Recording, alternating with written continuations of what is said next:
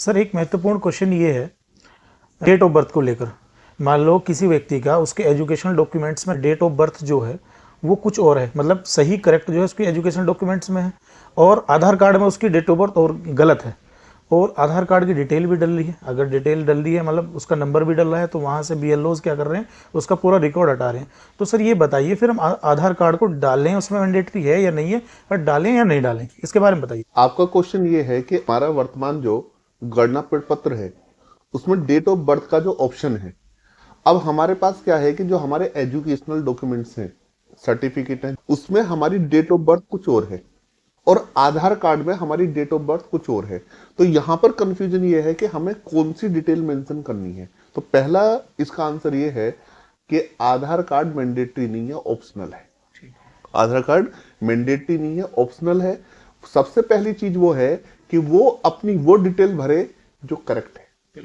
For the example कि अगर जो वो अपने एजुकेशनल डॉक्यूमेंट्स के हिसाब से अपनी डेट ऑफ बर्थ मेंशन कर रहा है और आधार कार्ड में डेट ऑफ बर्थ अलग है, तो ऐसे में वो अपनी करेक्ट डेट ऑफ बर्थ जन्म तिथि को मेंशन करे, लेकिन आधार कार्ड नंबर मेंशन ना करे। आधार कार्ड नंबर मेंशन ना करे। इसके अलावा अगर जो उसके पास कोई एपिक नंबर है, पहले से ही वोटर आईडी है, एपिक नंबर है, और उसमें अगर जो उसकी डेट ऑफ बर्थ मेंशन है, ऐसा नहीं कि बहुत सारे में EL लिखे हुए हैं, ऐसा नहीं, अगर जो पूरी मान लो 1/1/1972 1980 अगर जो उसमें मेंशन है तो वो वाली डेट ऑफ बर्थ मेंशन करे। लेकिन अगर जो वो अपनी जो भी हो सके करेक्ट डेट ऑफ बर्थ जो है उसको मेंशन करे।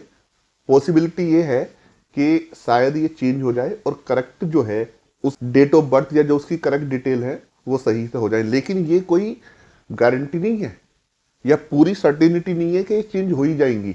बल्कि अगर जो बाय द वे मान लो हमने अपनी करेक्ट डिटेल दी है, लेकिन उसके बावजूद भी वोटर आईडी में हमारी करेक्ट डिटेल नहीं आई, तो इसके लिए हमें क्या करना पड़ेगा कि 4 दिसंबर के बाद, यानी कि जब ये हमारा SIR की जो प्रक्रिया है समाप्त हो जाएगी, उसके बाद हमें फॉर्म नंबर 8 भरना है, यानी कि एक आएगा एपिक फॉर्म नंबर 8। इसको फिल करना है और इसको फिल करने के बाद अपनी डिटेल को जो है हम करेक्ट करा लें।